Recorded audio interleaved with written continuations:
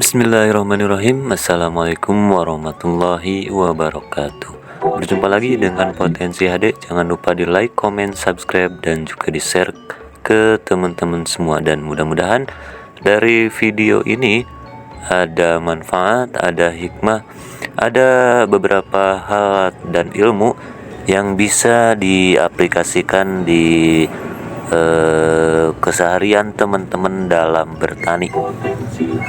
Kali ini kita akan membahas mengenai ekologi tanah, yang mana ekologi tanah ini sangat penting bagi setiap petani khususnya ya. Dan ekologi tanah ini adalah kunci untuk menjadikan para petani sukses. Dari ekologi tanah ini ada beberapa hal yang paling mendasar, yaitu dari mulai kimia tanah, biologi tanah, yang mana dalam biologi ini terdapat mikroorganisme atau pengurai di dalam tanah, sehingga memunculkan ya atau memperbanyak unsur hara di dalam tanah. Karena tanah yang baik ya adalah tanah yang banyak mengandung mikroorganisme, sehingga akan baik pula untuk tanamannya. Nah, selain kedua poin tadi itu, yang lainnya, yang terakhir juga ini adalah fisika tanah, yang mana kita harus melihat teksturnya. Tekstur tanah itu seperti apa, apakah keras, gembur, ataupun yang lainnya. Selain tekstur ada juga warna ya, ada yang hitam, ada yang merah, coklat, dan lain sebagainya. Dan juga suhu ya, suhu di wilayah tanah tersebut seperti apa suhunya, dari keasamannya, dari basanya atau pH-nya gitu ya, harus diperhatikan pula. Sehingga dari 3 poin tadi kita akan mampu menanam tanaman yang cocok di tanah tersebut atau lahan tersebut ya. Nah, jika ingin tanah seperti apapun baik dan mengandung unsur hara yang baik pula, tentunya kita harus sering-sering atau diusahakan selalu menggunakan pupuk organik ya. Karena sudah kita ketahui pupuk organik itu sangat banyak manfaatnya, baik itu untuk tanah, untuk tanaman, sangat baik ya dibandingkan dengan pupuk kimia. Memang secara tidak langsung pupuk kimia itu dilihat dari hasil cepat pertumbuhannya, terus hasilnya juga bagus. Tapi untuk jangka panjangnya dari pupuk kimia ini, jika digunakan secara masif, maka akan merusak pada ekologi tanah.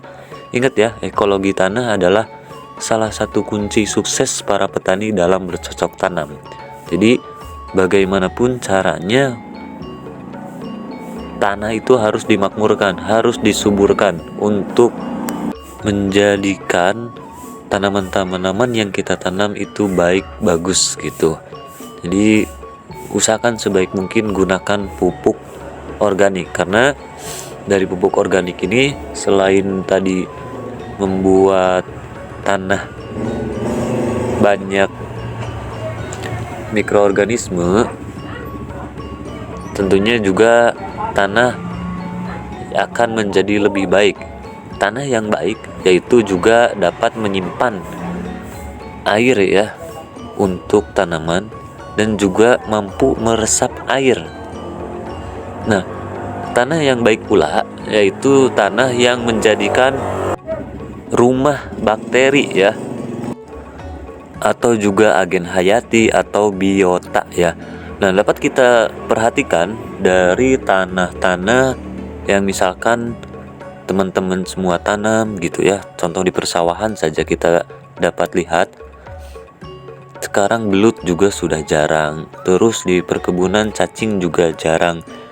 Itu karena memang tanahnya atau tanamannya tadinya sering digunakan pupuk kimia ya. Beda kalau dengan pupuk organik ya. Nah, tanah yang baik pula itu tentunya dapat menghasilkan atau menyerap udara di dalam tanah atau di lingkungan sekitarnya. Karena tanah juga itu akan memberi ruang untuk tanaman, terutama di bawah tanah itu untuk tanamannya, untuk akarnya mampu bernafas secara mudah karena ada rongga-rongga di dalam tanah untuk akar bernafas, memudahkan akar bernafas. Jadi silakan buat teman-teman semua usahakan yuk gunakan pupuk organik untuk jangka panjang kita, untuk anak-anak kita, dan untuk keturunan kita di masa yang akan datang ya. Dan selain itu tentunya untuk kita agar bercocok tanamnya semakin baik, tanahnya semakin subur ya. Boleh dari pupuk organik itu macam-macam, dari mau untuk mikroorganisme, misalkan banyak sekarang untuk membuat jakaba ya, ataupun juga memanfaatkan lingkungan sekitar dari tanaman sekitar ya, dari misalkan gulma gitu boleh dibikin pupuk organik, mau bikin POC, pupuk kompos, pupuk padat boleh ya. Dari tanaman-tanaman juga tentunya banyak yang dapat digunakan untuk dijadikan pupuk organik, misalkan ya dari akar bambu atau daun bambu, terus juga daun ubi jalar, daun singkong, daun pepaya, air kelapa, daun kelor, eceng gondok, daun ya, beri pisang, mau kulitnya boleh, dari bonggolnya juga bisa, terus juga dari tanaman kacang tanah ya, yang tinggi akan nitrogen, dan boleh dari jerami ya, yang mengandung NPK, silika ya, untuk memperbaiki fotosintesinya juga ya. Boleh, mau banyak pokoknya dari beberapa hal yang bisa digunakan untuk membuat pupuk organik. Nah, setelah tanah yang bagus, yang baik itu kalau mau ditanami dicangkul seperti biasa ya, digemburkan, terus dilobangi, kasih pupuk kandang, diamkan 1 minggu ya.